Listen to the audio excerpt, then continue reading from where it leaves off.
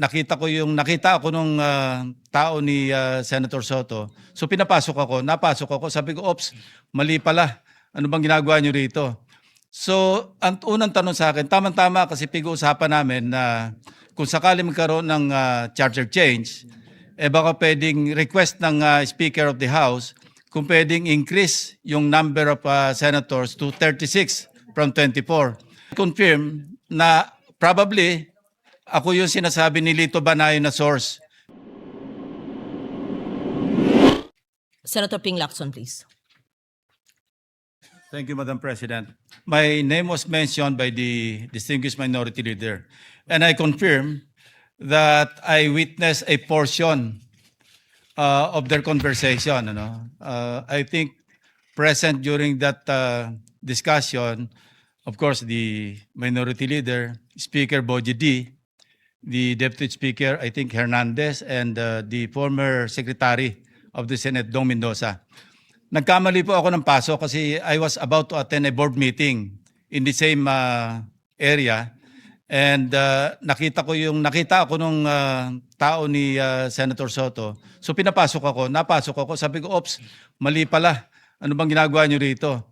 So, ang unang tanong sa akin, tama-tama kasi pag-uusapan namin na kung sakali magkaroon ng charter change, baka pwedeng request ng Speaker of the House kung pwedeng increase yung number of senators to 36 from 24.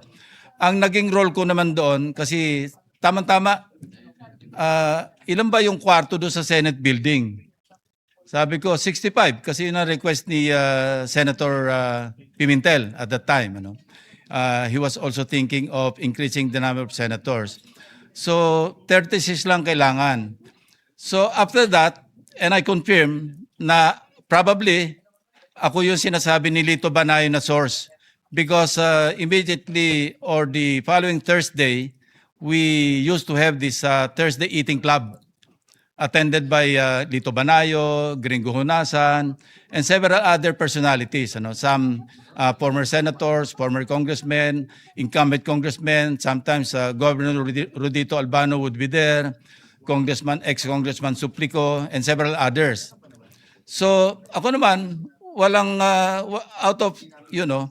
wala naman seryoso sa pag-usapan. So, I shared, sabi ko, kanina nga pala nung Monday or Tuesday, sabi ko na napapag-usapan na i-increase yung number of senators. So, parang kwentuhan lang yon. Kung seryoso yon, hindi ko ikukwento kasi sensitive kung seryoso.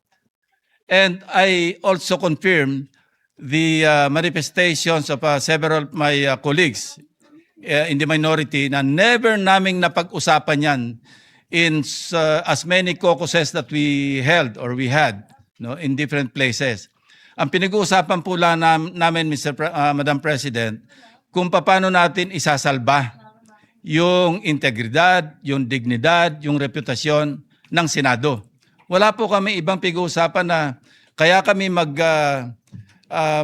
magpaplano na mag-take over sa Senate leadership, para sa CONAS. Never.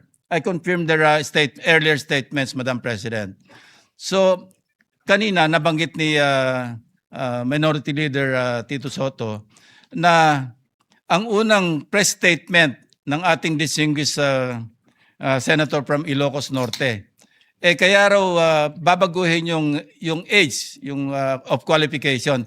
Itataas daw from 40 to 50 para ma-disqualify si VP Sara kasi hindi pa siya mag-50 in 2028. Baligtad po ngayon ang sinasabi. At baligtad doon sa katotohanan, dalang narinig ko usapan nila, ibababa yung age ng mga senador, hindi po si Presidente. Mga senatorial candidates, ibababa from 40 to 35. Nagbiro pa nga ako, ng Presidente, Nagbiro pa nga ako, sabi ko, partner, para ba kay Vico Soto yan? Nagbiro pa, in jest. Of course, Mr. President. Madam President. Yun po yung takbo ng usapan. So, paano nabuo yung istorya? Nakatakot-takot pa yung mga video. Wala pong katotohanan. Kaya nung na-interview po ako ng media, sabi ko, outright lies. Flat lies. Kasi hindi po totoo na napag-usapan doon na itaas yung edad, yung qualifying age, pagtapo ng presidente sa vice-presidente from 40 to 50 para ma-disqualify. nothing could be farther from the truth, Madam President.